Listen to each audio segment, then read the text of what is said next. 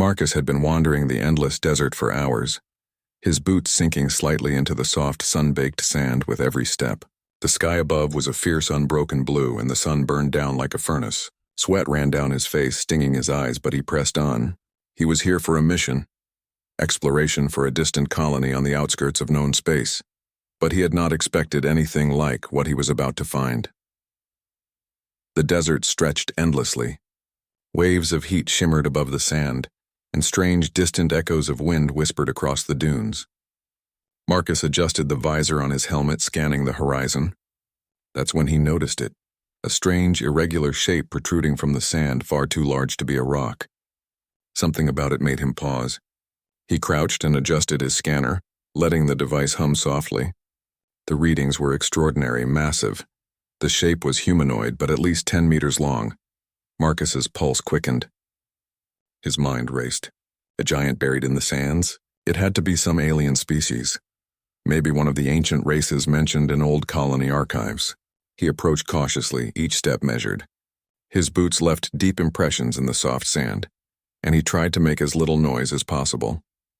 The closer he got, the more he could make out details. Iridescent skin shimmered even under the harsh sunlight, reflecting shades of gold, silver, and violet.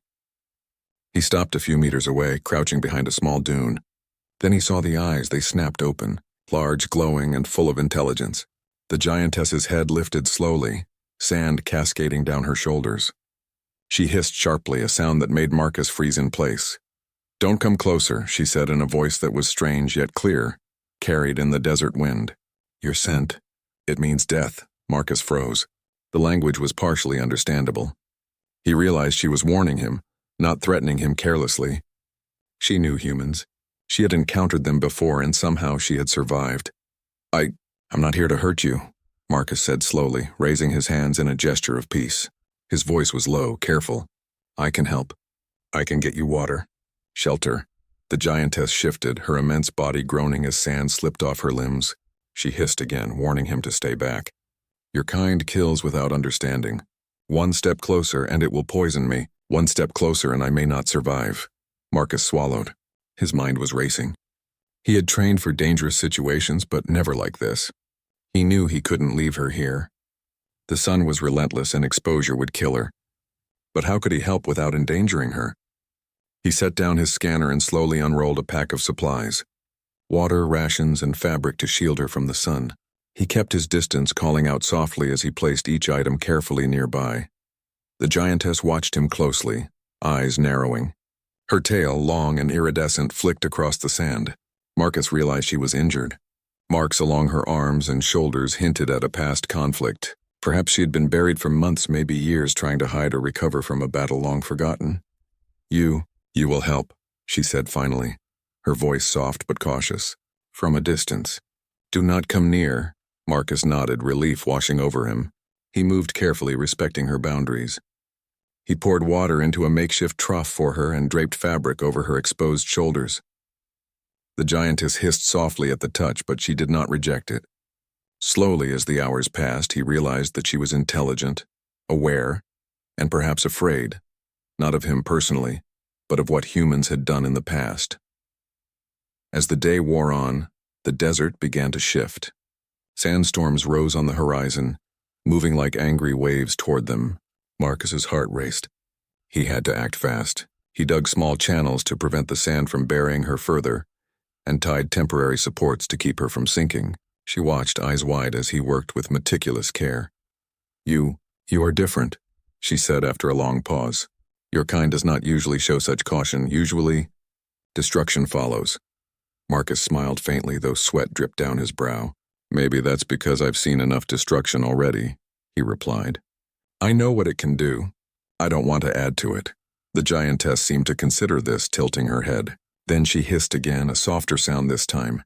"I will trust you, but only because you have no scent of death close to you. One misstep and it will be over."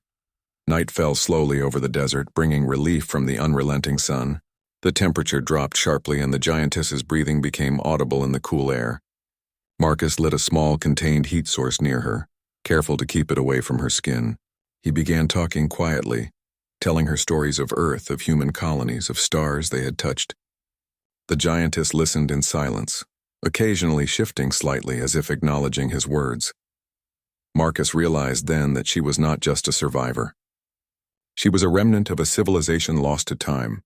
Her body, though immense and powerful, carried scars of battles fought long before humans had expanded into this region. Her warnings were not merely instinct, they were learned, a survival tactic honed over centuries. Morning came, painting the sky in orange and pink streaks. Marcus had slept briefly near the dunes, keeping a careful watch over the giantess. She had moved slightly during the night, adjusting her position to avoid the pressure of sand, and he had helped as best he could without touching her directly. By mid-morning, he made a decision. Staying here was not safe. The desert would not forgive mistakes, and storms were becoming more frequent. He would move her to a hidden canyon a few kilometers away, a place shielded from sun, wind, and the curious eyes of any who might stumble across her. He set to work building a harness system with ropes, clamps, and parts from his rover. It was a delicate process. One wrong pull could hurt her or trigger the poison reaction her body had warned about. The giantess watched, her enormous eyes tracking every movement. She hissed softly, warning him when he got too close, and gave subtle telepathic signals guiding him. For hours, Marcus worked tirelessly. The desert seemed endless, but he felt a bond growing between them, not one of words, but of shared survival. He was careful, patient, and aware of every inch of distance. She, in turn, allowed him to act, teaching him in subtle ways how to respect a being so different yet so intelligent. By the end of the day, the harness was in place. Marcus stood back, breathing heavily. The giantess lowered her head slightly, as if acknowledging his effort. "Tomorrow, we move," she said softly, her voice tinged with caution and curiosity. Marcus nodded. He knew it would be dangerous, but he also knew that leaving her here was not an option. This giantess, this remnant of a lost civilization, had survived countless dangers, and now her fate rested partly in human hands. As the sun dipped below the horizon, the desert quieted. Marcus sat on a small dune nearby, staring at the giantess partially buried in the sand. The wind whispered through the dunes, carrying the scent of metal, sand, and something else. Something ancient. He realized that this was not just a mission. It was a test of humanity itself. Could they show care, intelligence, and courage even across species? The giantess hissed softly, a sound that seemed almost like approval. Marcus smiled faintly. Tomorrow they would begin the journey to the canyon, and maybe, just maybe, humans and this ancient race could find a way to trust each other again. For now, the desert held them in silence, the stars beginning to twinkle above like witnesses to an unexpected alliance. The first light of dawn stretched across the desert, casting long shadows over the rolling dunes. Marcus was already awake, sitting on a small ridge, watching the giantess shift slightly under her protective covering. Her massive form, though partially buried, was steady now, breathing calm and deep. The night had been cold, and the desert's chill had seeped into the sand, but she had survived. Marcus felt a quiet pride. He had kept his promise. He checked the harness one more time.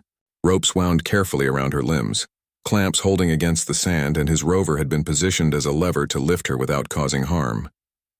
Every movement had to be calculated. One misstep could trigger the poison reaction she had warned him about, and he could not afford to lose her or himself. "Are you ready?" Marcus asked softly, keeping a respectful distance. The giantess lifted her head slowly, her eyes fixed on him. She did not speak immediately. Then she hissed, a sound that seemed almost approving. "I will move. But you must listen. Every action matters. One mistake and both of us could die." Marcus nodded. He had already studied the wind patterns, the weak points in the dunes, and the distance to the hidden canyon. It would be a grueling journey, but the thought of leaving her exposed to the desert was unbearable. He began moving carefully, adjusting the ropes on her arms and legs, following her subtle telepathic guidance.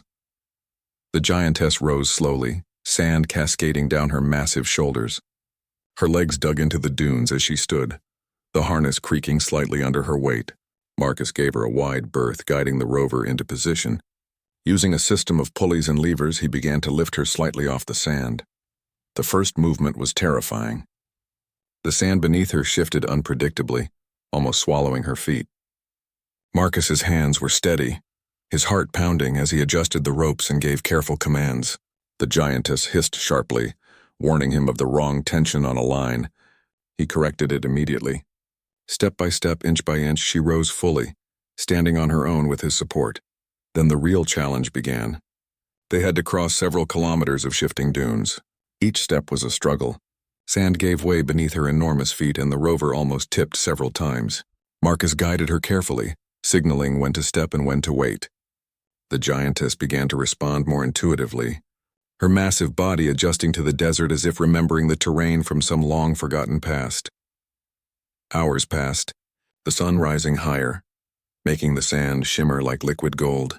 Marcus moved alongside her, careful to remain downwind, respecting the warning she had given.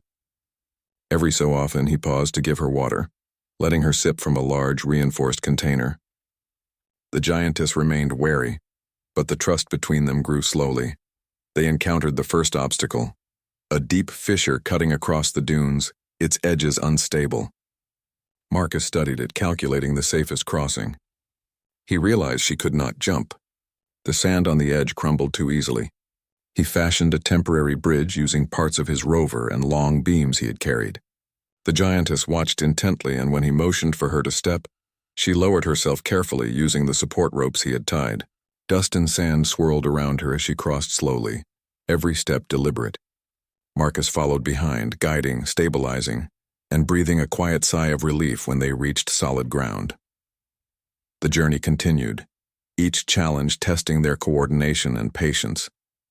They faced steep dunes, sudden gullies, and patches of sand that shifted like quicksilver. Marcus's mind raced with strategies, and the giantess began to anticipate his movements, hissing softly when she sensed danger, or giving subtle telepathic signals when he misjudged. The bond between them was no longer just survival. It was understanding, a communication beyond words. As the day wore on, remnants of ancient technology began appearing in the desert. Old sentinel robots, long dormant, stirred at their presence. Marcus froze when the first one rose, its metal limbs creaking. The giantess hissed urgently, warning him. The robots were relics of the war that had nearly wiped out her species. They scanned for movement, and Marcus realized that if they detected him as a human, they would attack. Thinking quickly, he guided the giantess to a small dune ridge. Using sand to shield her form, he instructed her to stay completely still. The sentinels approached, mechanical eyes glowing, scanning for intruders. Marcus crawled behind a boulder, activating a small EMP device he had carried. The pulse disabled the first few sentinels, causing them to collapse into the sand with sparks flying. The giantess watched quietly, and for the first time Marcus sensed her approval. Clever, human, she whispered mentally, her voice like wind through metal. You survive. You think fast. Marcus smiled faintly, wiping sweat from his brow. I've had practice, he said aloud, though she could not hear him. We need to keep moving. They pressed on, the canyon finally coming into view in the late afternoon. It was hidden behind jagged rock formations, protected from the desert's worst storms. Marcus guided the giantess closer, carefully monitoring the terrain. Her movements were becoming smoother, more confident, and the harness now served mostly as reassurance rather than necessity. When they reached the canyon, Marcus exhaled in relief. The walls were steep, but a gentle slope allowed the giantess to step down safely. She lowered herself fully into the canyon, sand cascading from her shoulders. Marcus approached carefully, keeping his distance as she finally turned to him fully. You have done what few humans would dare, she said, her voice soft, almost reverent. You have saved me. I did not believe it possible that your kind could act without intent to destroy. Marcus smiled faintly, his face streaked with sweat and sand. I may be human, but I'm not like the rest, he said. I know what it means to respect life, to survive together. The giantess regarded him quietly, her massive eyes studying his expression. Slowly, she lowered herself fully to the ground, the muscles in her arms and legs relaxing for the first time in decades. Marcus could see the marks of old battles, scars, and burns that told stories of survival, pain, and endurance. I will trust you now, she said, her voice firm but calm. Not because I have to, but because I choose to. You are different. Your actions speak louder than your words. Marcus nodded, sitting on a rock nearby. He felt exhausted but alive, a strange satisfaction filling him. They had survived the desert, the storms, and the sentinels. More importantly, they had begun to understand each other. The sun dipped below the horizon, painting the canyon in shades of purple and gold. The wind was calmer here, carrying a soft scent of minerals and distant vegetation. The giantess shifted slightly, letting out a soft hiss that was almost content. Marcus realized that she was finally safe. As night fell, he built a small shelter for himself near the canyon edge, careful to leave her space. The stars above twinkled brightly, and for the first time, Marcus felt a deep connection to the vastness around him. Humanity was young, he thought, but capable of courage, intelligence, and empathy. This giantess, a survivor of an ancient war, now recognized that potential. The giantess watched the stars in silence. She had seen civilizations rise and fall, and she had expected only danger from humans. Yet here was one, small in comparison, yet brave, clever, and respectful. She hissed softly, a sound of approval and acknowledgement, realizing that perhaps the future of her species could be shaped by humans like him. Marcus drifted to sleep, listening to the gentle breathing of the giantess nearby. Tomorrow he would begin assessing her condition, helping her recover further and learning more about her past. But tonight they simply rested, two beings from different worlds bound by survival and growing trust. In the quiet of the canyon, Marcus understood something profound. Humans were resilient not just in strength but in heart and mind. They could inspire trust, forge alliances, and survive against odds that seemed impossible. And perhaps, just perhaps, they could be the bridge between species, even between worlds. The giantess, once wary and mistrustful, now allowed herself a moment of peace. She had survived centuries of conflict, and now she faced a new era, not as a relic of the past, but as a partner in the potential future. The human beside her, small and fragile in comparison, had proven that courage and intelligence were more powerful than size, weapons, or fear. The desert was silent. The stars shone overhead, and for the first time in many years, hope existed in the canyon, fragile but real, carried on the shoulders of a human and a giantess who had learned to trust.